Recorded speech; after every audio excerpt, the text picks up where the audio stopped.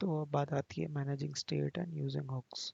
तो हम इनकी ज़रूरत क्यों पड़ती है हमें? जैसे कि फॉर एग्जांपल हमारे पास ये एक कंपोनेंट है और इसके अंदर ये चीज़ें हैं जो कि ये कंपोनेंट बना के देगा।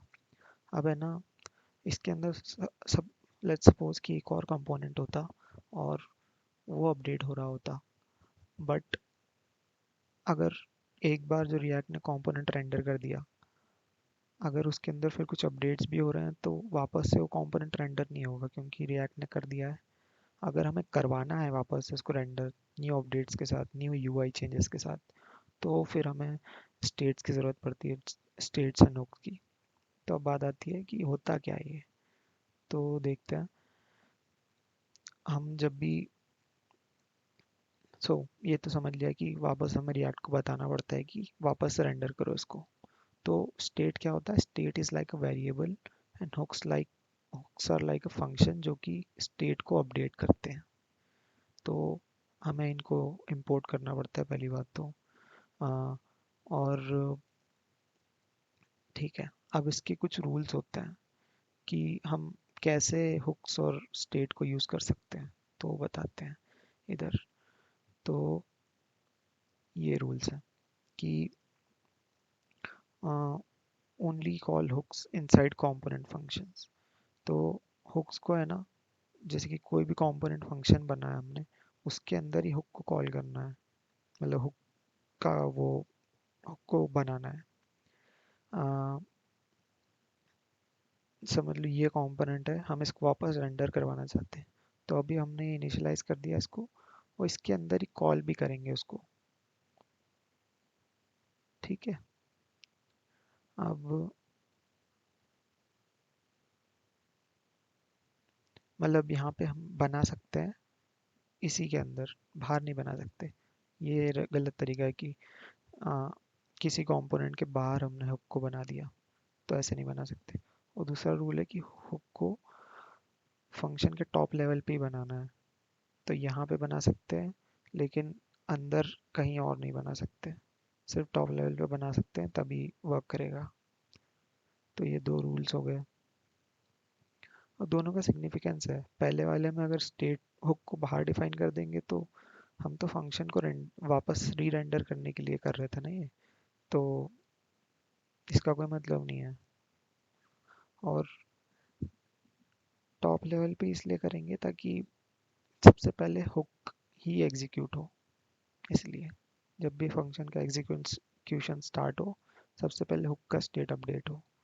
ये आई थिंक ऐसा होता है।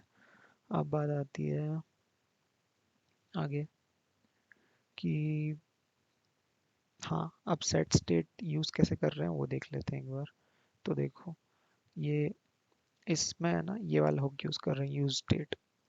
अब ऐसे करते हैं कि यूज स्टेट नाम का जो फंक्शन है, अगला एग्जांपल देखते हैं रियल वाला, नहीं नहीं पहले ही देख लेते हैं। तो यूज स्टेट में ये जो पेरेंथेसिस में देते हैं वैल्यू, ये उसकी इनिशियल स्टेट होती है। समझ लो काउंटर जो है, दो चीज़ें हैं इसमें। ये जो यूज स्टेट फंक्शन कॉल करते हैं हम, ये दो चीज़ें रिटर्न करता है, अरे ऑफ टू थिंग्स, एक स्टेट और एक हुक फंक्शन। तो स्टेट जो होता है वेरिएबल होता है और ये जो होता है फंक्शन होता है जो कि इसको अपडेट करता है। तो ये जो वैल्यू हम देते हैं इनिशियली, वो इसकी इनिशियल वैल्यू होती है स्टेट की। और फिर जब भी हम इस फंक्शन को कॉल करेंगे, इसके ब्रैकेट में जो भी वैल्यू देंगे उससे ये स्टेट वैल्यू अपडेट हो जाएगी। तो ऐसे वर्क करता है ये। तो हमने यहाँ पे क्या किया है कि ये जो था, फंक्शन से हमें दो वैल्यू रिटर्न हुई थी, अरे एक ही, मतलब अरे एक ही थी लेकिन उसमें एरे में दो वैल्यूज थी। तो हमने यहाँ पे उनको डिकंस्ट्रक्ट करके, उस एरे को डिकंस्ट्रक्ट करके स्टेट को स्टोर कर लिया काउंटर में, और द अपडेटिंग फंक्शन को स्टोर कर लिया सेट काउंटर में। तो अब बात आती है कि ये हमने यूज स्टेट फंक्शन यूज़ किया, इसको इनिशियलाइज किया इस चीज़ से, और ये एक्चुअली टॉपिक का यूज़ कर रहे हैं, तो टॉपिक की इनिशियल वैल्यू थी वो।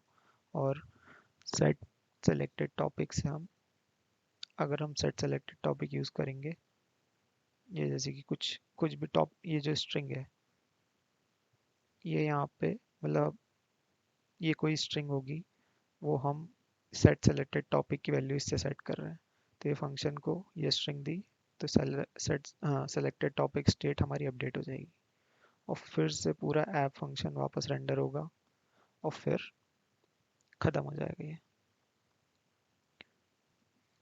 और एक और बात है कि जब वापस से कंपोनेंट रीबिल्ड होता है तो वापस से जो हम नई वैल्यू दिए हमने उस स्टेट को, पहले इंटरनली तो वो इनिशियल जो वैल्यू हमने दी थी डिफाइन करते टाइम वही से अपडेट करेगा उस स्टेट को, लेकिन फिर रिप्लेस कर देगा, मतलब पहले पूरा उसको रेंडर करेगा कंपोनेंट को और फिर उस इनिशियल वैल्यू को रिप्लेस कर देगा नई वैल्यू से।